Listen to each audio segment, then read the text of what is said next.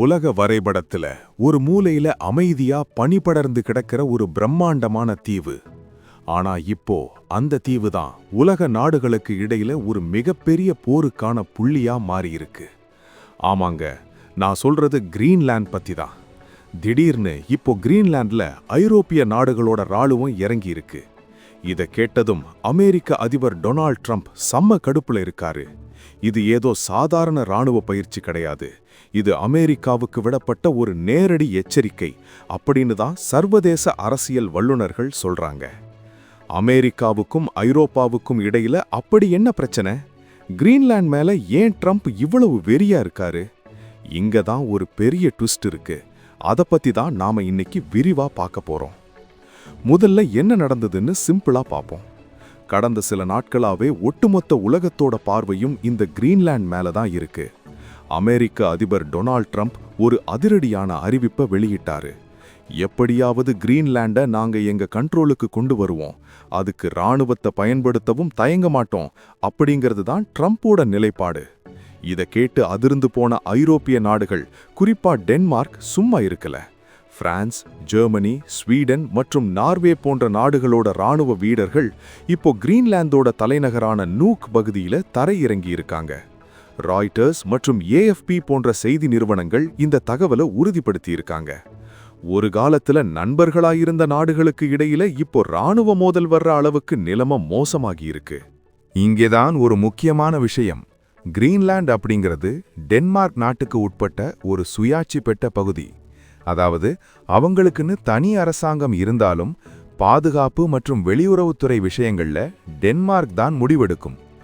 Trump என்ன சொல்றாருன்னா, டென்மார்க்னால கிரீன்லாண்டை பாதுகாக்க முடியாது, அங்க ரஷ்யாவும் சீனாவும் ஆதிக்கம் செலுத்த பார்க்கறாங்க, அதனால அந்த தீவை அமெரிக்கா விலைக்கு வாங்கிக்குது அப்படின்னு சொல்றாரு. ஆனா டென்மார்க் இதை கேட்டு சிரிச்சிடுச்சு. இது ஒன்னும் ரியல் எஸ்டேட் பிசினஸ் கிடையாது, கிரீன்லாந்து விற்பனைக்கு இல்ல அப்படின்னு அவங்க தெளிவா சொல்லிட்டாங்க. ஆனா ட்ரம்ப் விடல. இதனால தான் இப்போ ஒரு பதற்றமான சூழல் உருவாகி இருக்கு. சரி, கிரீன்லாந்துல அப்படி என்னதான் இருக்கு? ஏன் எல்லாரும் அதுக்காக அடிச்சுக்கிறாங்க? இங்கதான் புவிசார் அரசியல், அதாவது ஜியோபாலிட்டிக்ஸ் நுழையுது. கிரீன்லாந்து உலகத்திலேயே மிகப்பெரிய தீவு. இதோட 80% பகுதி பனியால மூடியிருக்கு. ஆனா இப்போ உலகம் வெப்பமாகிட்டு வர்றதால அந்த பனி உருக ஆரம்பிச்சிருக்கு. அப்படி பனி உருகும்போது அந்த பனிக்கு அடியில புதைஞ்சு கிடக்கிற பல லட்சம் கோடி மதிப்புள்ள கனிம வளங்கள் இப்போ வெளியே தெரிய ஆரம்பிச்சிருக்கு. இதுதான் ட்ரம்போட கண்ணு உறுத்துது. நேயர்களே, இப்போ உங்ககிட்ட ஒரு கேள்வி. ஒரு நாடு இன்னொரு நாட்டோட ஒரு பகுதியை இப்படி கட்டாயப்படுத்தி விலைக்கு வாங்க முடியுமா? உங்களோட கருத்து என்னங்கிறத மறக்காம கமெண்ட்ல சொல்லுங்க. ஏன்னா இது ஒரு முக்கியமான விவாதம். சரி, இப்போ விஷயத்துக்கு வருவோம். கிரீன்லாந்துல இருக்கிற கனிம வளங்கள் சாதாரணமானது கிடையாது.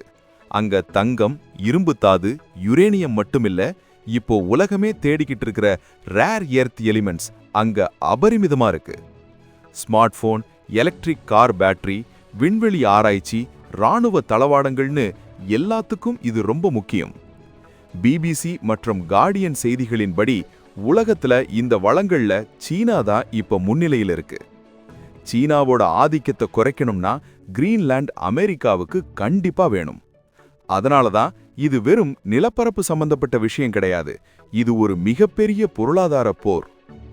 அடுத்ததா கிரீன்லாண்டோட அமைவிடம். இது ஆர்டிக் பிராந்தியத்தோட நுழைவு வாயில் மாதிரி இருக்கு. ரஷ்யா இப்போ ஆர்டிக் பகுதியில தன்னோட ராணுவ பலத்தை பயங்கரமா அதிகரிச்சுட்டு வர்றாங்க.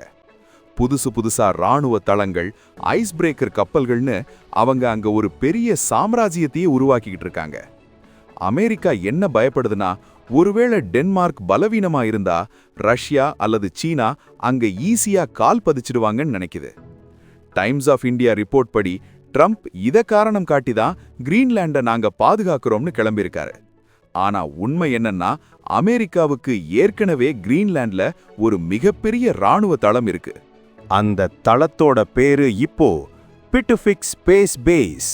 முன்னாடி இத தூலே ஏர் பேஸ் அப்படின்னு சொல்லுவாங்க. இதுதான் அமெரிக்க பாதுகாப்புத்துறையோட மிக வடக்குல இருக்கிற ராணுவ தளம். இங்க இருந்துதான் அமெரிக்கா விண்வெளி கண்காணிப்பு மற்றும் ஏவுகணை எச்சரிக்கை பணிகளை செய்யுது. ஆனா ட்ரம்ப் என்ன சொல்றாருன்னா, வெறும் குத்தகைக்கு எடுத்து நடத்துறது பாதுகாப்புக்கு உதவாது, அந்த இடமே எங்க சொந்தமா இருக்கணும் அப்படின்னு அடம் பிடிக்கிறாரு. இங்கேதான் ஒரு சட்ட சிக்கல் வருது. அமெரிக்காவும் டென்மார்க்கும் நேட்டோ அப்படிங்கிற ஒரே இராணுவ கூட்டணியில இருக்கிற நாடுகள். ஒரு நேட்டோ நாட்டு மேல இன்னொரு நேட்டோ நாடு அழுத்தம் கொடுத்தா அந்த கூட்டணியே உடைஞ்சு போயிடும். இப்போ ஐரோப்பிய நாடுகள் ஏன் இராணுவத்தை அனுப்பியிருக்காங்க தெரியுமா? ட்ரம்ப் ஒருவேளை தப்பா ஏதாச்சும் ஒரு முடிவெடுத்து கிரீன்லாந்துக்குள்ள அமெரிக்க இராணுவத்தை தன்னிச்சையா இறக்கிட்டா என்ன பண்றதுங்கிற பயம்தான். அதனால ஒரு ட்ரிப் வயர் மாதிரி ஐரோப்பிய வீரர்களை அங்க நிலைநிறுத்தி இருக்காங்க. அதாவது, நீங்க கிரீன்லாந்த தொடணும்னா முதல்ல எங்களை தாண்டித்தான் வரணும் அப்படின்னு ஒரு மெசேஜ் சொல்றாங்க. இது அமெரிக்காவுக்கும் ஐரோப்பாவுக்கும் இடையில இருக்கிற விரிசலை அதிகப்படுத்தி இருக்கு. இத பார்த்துட்டு ரஷ்யா சம குஷியில இருக்காங்க. நேட்டோக்குள்ளேயே சண்டை ஆரம்பிச்சிடுச்சு அப்படின்னு ரஷ்யா கிண்டல் பண்ணிட்டு வர்றாங்க. சமீபத்துல வாஷிங்டன்ல ஒரு உயர்மட்ட கூட்டம் நடந்தது. அதுல அமெரிக்க துணை அதிபர் ஜேடி வான்ஸ் மற்றும் வெளியுறவுத்துறை அமைச்சர் மார்க்கோ ரூபியோ கலந்துகிட்டாங்க. அங்க டென்மார்க் மற்றும் கிரீன்லாந்து அதிகாரிகள் கிட்ட இந்த டீல் பத்தி பேசினாங்க. ஆனா அந்த கூட்டம் ஒரு மிகப்பெரிய தோல்வியில முடிஞ்சது. எங்க முடிவை மாத்திக்க முடியாது அப்படின்னு டென்மார்க் கராரா சொல்லிட்டாங்க. இதனால தான் நிலைமை இப்போ ரொம்ப சீரியஸா இருக்கு. 1,00,000 விசாக்களை ட்ரம்ப் ரத்து செஞ்சதுக்கும் இந்த விவகாரத்துக்கும் கூட சில லிங்க் இருக்கலாம்னு சில அரசியல் விமர்சகர்கள் சொல்றாங்க. ஏன்னா தன்னை எதிர்க்கிற நாடுகளை பணிய வைக்க ட்ரம்ப் எப்போதுமே பொருளாதாரம் மற்றும் விசா கட்டுப்பாடுகளை ஒரு ஆயுதமா பயன்படுத்துவாரு. இப்போ சில முக்கியமான கேள்விகள். மக்கள் என்ன நினைக்கிறாங்க? கிரீன்லாந்துல இருக்கிற 85% மக்கள் அமெரிக்கா கூட சேர விரும்பல. அவங்களுக்கு தனி நாடா இருக்கணுங்கிறது தான் ஆசை. 2வது விஷயம், ட்ரம்ப் இதையெல்லாம் 2026 தேர்தலை மனசுல வச்சு பண்றாரா? கண்டிப்பா இருக்கலாம். அமெரிக்காவை இன்னும் பெரிய நாடா மாத்த போறேன், எக்ஸ்பான்ஷனிசம் அப்படின்னு சொல்றது அவரோட பாணி. 3வது, இது போர்ல முடியுமா? இப்போதைக்கு போர் வர்றதுக்கான வாய்ப்பு குறைவுதான்.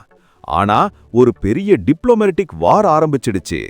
முடிவா பார்த்தோம்னா கிரீன்லாந்து அப்படிங்கிறது வெறும் பனிப்பாறை கிடையாது. அது உலகத்தோட எதிர்கால தேவைகளுக்கான ஒரு புதையல். அதை அடைய அமெரிக்கா துடிக்குது. அதை தடுக்க ஐரோப்பா போராடுது. இந்த மோதல் நேட்டோ அமைப்பையே கலைக்கிற அளவுக்கு போகுமா, இல்ல ஒரு சுமூகமான முடிவுக்கு வருமாங்கிறத நாம பொறுத்திருந்து தான் பார்க்கணும். இந்த வீடியோ உங்களுக்கு பிடிச்சிருந்தா லைக் பண்ணுங்க, ஷேர் பண்ணுங்க. கிரீன்லாந்து விவகாரத்துல ட்ரம்போட நடவடிக்கை சரியா தவறாங்கிறத உங்களோட கருத்துக்களை கமெண்ட்ல சொல்லுங்க. அடுத்த ஒரு முக்கியமான செய்தியோட உங்களை சந்திக்கிறேன். நன்றி.